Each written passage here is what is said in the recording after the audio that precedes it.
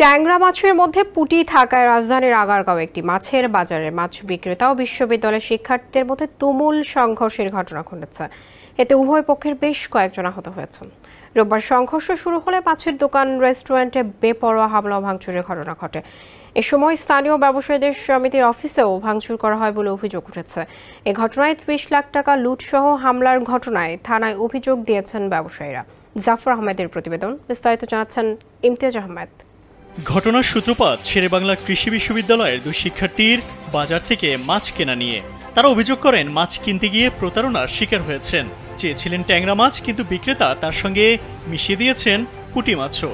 বিষয়টি নিয়ে তারা প্রতিবাদ করলে দোকানির সঙ্গে কথা কাটাকাটি শুরু হয়। RICL TMX, যুগের পর যুগ স্থাপনা থাকে মজবুত।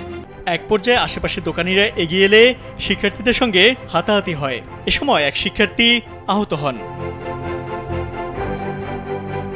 এরপর খবর পেয়ে বিশ্ববিদ্যালয়ের কয়েকজন শিক্ষার্থী ঘটনাস্থলে ছুটে গেলে ব্যবসায়ীরা তাদেরকে ধাওয়া দেন। এ সময় দোকানিরা একজন শিক্ষার্থীকে বেঁধে রাখে। পরে পুলিশ গিয়ে তাকে উদ্ধার করে শেরেবাংলা নগর থানায় নিয়ে যায়। এ খবর ক্যাম্পাসে পৌঁছালে মধ্যরাতে কয়েকশো শিক্ষার্থী মিছিল সহকারে ওই কাঁচা বাজারে যায়। এ সময় বাজার এলাকায় বহু দোকানে ভাঙচুরের ঘটনা ঘটে। আতঙ্কে দোকানিরা ব্যবসা প্রতিষ্ঠান বন্ধ করে পালিয়ে যান। পরিস্থিতি আরও উত্তপ্ত হয়ে উঠলে সেনাবাহিনী ও বিশ্ববিদ্যালয়ের কয়েকজন শিক্ষক ঘটনাস্থলে গিয়ে পরিস্থিতি নিয়ন্ত্রণে আনেন। আটকে রাখা শিক্ষার্থীকে উদ্ধার করেন তারা। শিক্ষার্থীরা এ সময় হামলায় জড়িত ব্যবসায়ীদের গ্রেফতার করে দৃষ্টান্তমূলক শাস্তির দাবি জানান। এদিকে শিক্ষার্থীদের হামলা, ভাঙচুর ও লুটপাটের ব্যাপক ক্ষতির মুখে পড়েছেন ব্যবসায়ীরা।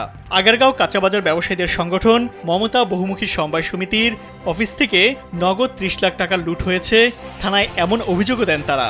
এছাড়া বাজারের দোকান ভাঙচুর ও দোকান থেকে আরও ২০ লাখ টাকা লুটপাটের অভিযোগ করা হয়েছে।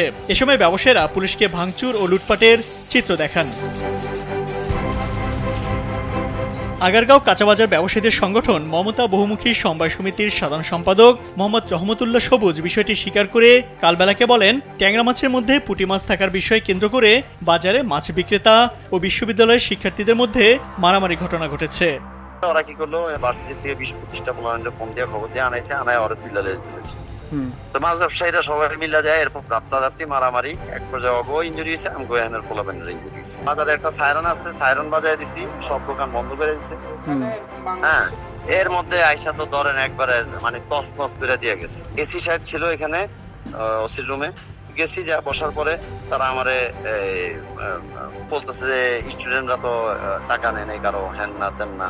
শিক্ষার্থী ও ব্যবসায়ীদের মধ্যে এ সংঘর্ষে সব মিলিয়ে ৫০ লাখ টাকার ক্ষতি হয়েছে বলেও জানান তিনি। ইমতিয়াজ আহমেদ, কালবেলা।